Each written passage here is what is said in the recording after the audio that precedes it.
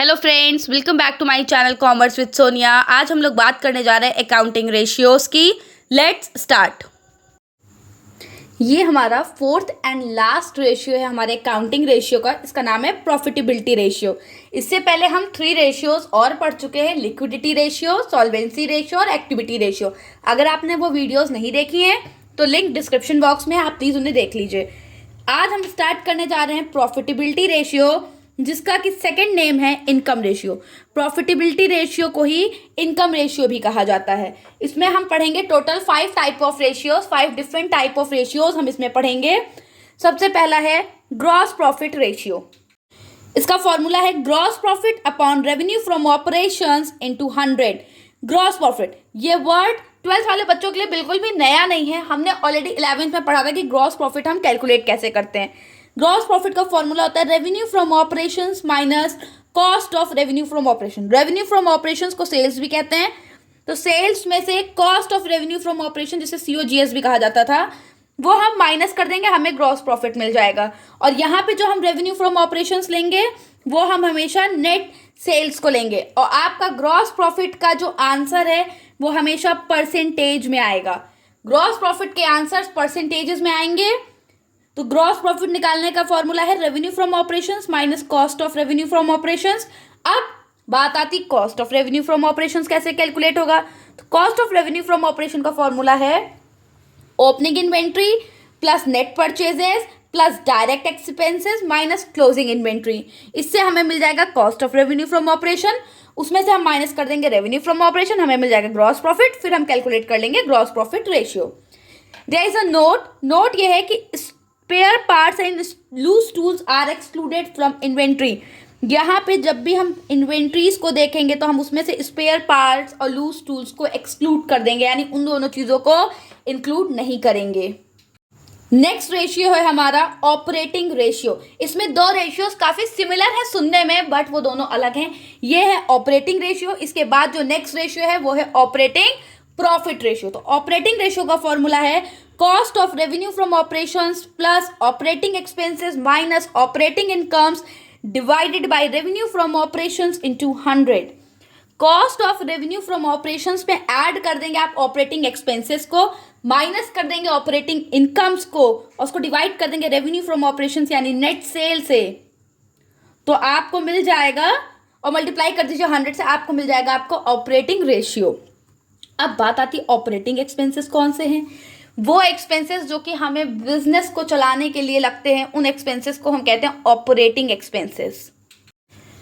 Operating expenses आपके जैसे हो गए employees benefit expenses, depreciation, amortisation expenses, office and administration expenses, selling and distribution, discount, bad debts, interest on short term debts. ये सारे आपके operating expenses होते हैं।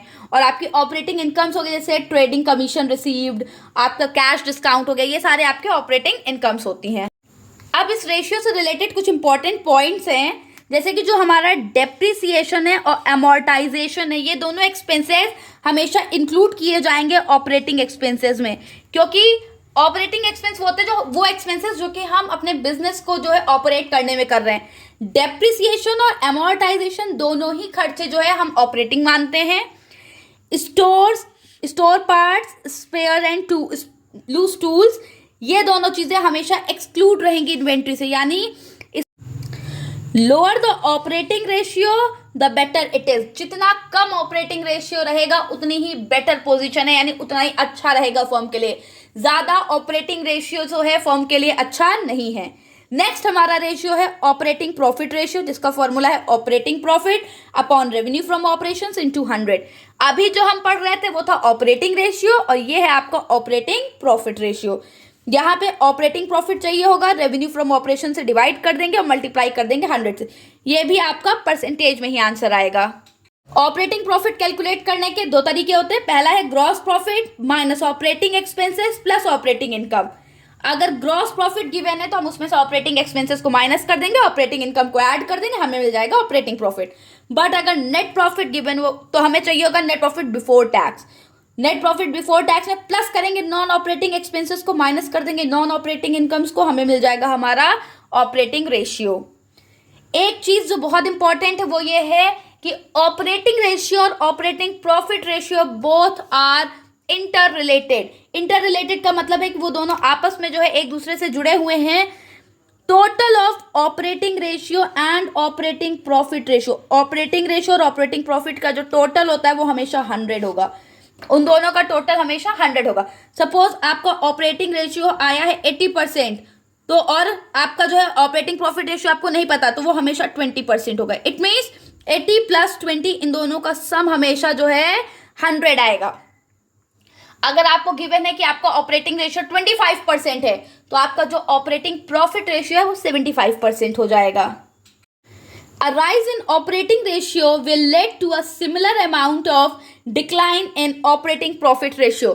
अगर ऑपरेटिंग रेशियो मेरा 10% से इंक्रीज कर रहा है, सपोज मेरा ऑपरेटिंग रेशियो पहले था 25%, अब वो उससे इंक्रीज करके हो रहा है 35%, तो जो मेरा ऑपरेटिंग प्रॉफिट रेशियो है वो उतने ही अमाउंट से डिक्लाइन हो जाएगा। यानी अगर पहले वो 75 था तो अब वो 65% हो जाएगा। एंड वाइस वर्सा, कि अगर वो उतने से डिक्रीज हो रहा है ऑपरेटिंग रेशियो, तो हमारा ऑपरेटिंग प्रॉफिट रेशियो भी सेम अमाउंट से डिक्रीज होगा। फोर्थ रेशियो है नेट प्रॉफिट रेशियो। ये ग्रॉस प्रॉफिट की तरह है, बस वहां पे हम ग्रॉस प्रॉफिट ले रहे हैं, तो यहाँ हमें चाहिए net profit after tax. The thing जो कि हमें याद रखनी कि यहाँ आफ्टर टैक्स है, इट मीन्स हमें प्रॉफिट में से टैक्स लेस कर देना है। Net profit after tax divided by revenue from operations into 100। ये आंसर भी हमारा परसेंटेज में ही आता है। अब नेट प्रॉफिट कैसे कैलकुलेट होगा? नेट प्रॉफिट को कैलकुलेट करने के gross profit minus indirect expenses plus other income and minus tax, क्योंकि हमें जो नेट प्रॉफिट चाहिए वो हमेशा आफ्टर टैक्स वाला चाहिए इसके लिए, तो हम उसमें से टैक्स भी जरूर माइनस कर देंगे। द वेरी लास्ट रेशियो, ये हमारे इस टॉपिक का भी लास्ट रेशियो है और इस पूरे चैप्टर अकाउंटिंग रेशियोज का भी लास्ट रेशियो है, रिटर्न ऑन इन्वेस्टमेंट। इसको हम ROI भी कहते हैं। रिटर्न ऑन इन्वेस्टमेंट को रेट ऑफ रिटर्न कहते हैं और रिटर्न ऑन कैपिटल एम्प्लॉयड किसी भी नाम से, एक इसका नाम यील्ड ऑन रिटर्न भी है, तो आप इसको किसी भी नाम से जान सकते हैं। रिटर्न ऑन इन्वेस्टमेंट का फॉर्मूला है net profit before interest tax and dividend divided by capital employed into 100। Net profit चाहिए हमें कौन सा? बिफोर वाला, before interest tax and dividend. उसको डिवाइड करेंगे कैपिटल एम्प्लॉय से और मल्टीप्लाई करेंगे 100 से। ये भी आपका आंसर परसेंटेज में ही आएगा। अब कैपिटल एम्प्लॉयड कैसे कैलकुलेट हो? कैपिटल एम्प्लॉयड को कैलकुलेट करने के जो है 2 वेज हैं। एक लाइबिलिटी से हम उसे कैलकुलेट कर सकते हैं, दूसरा उसे हम असेट से कैलकुलेट कर सकते हैं। लाइबिलिटी से कैलकुलेट करने के लिए होता है formula share holders fund plus long term debt. Share holders fund plus long term debt. यहां पे जो चीज हमें याद रखने वाली है वो ये याद रखनी होती है कि जो लॉन्ग टर्म डेट्स हैं इसमें हम एक्सक्लूड करते हैं, यानी इसमें हम इंक्लूड नहीं करते नॉन ट्रेड इन्वेस्टमेंट्स को।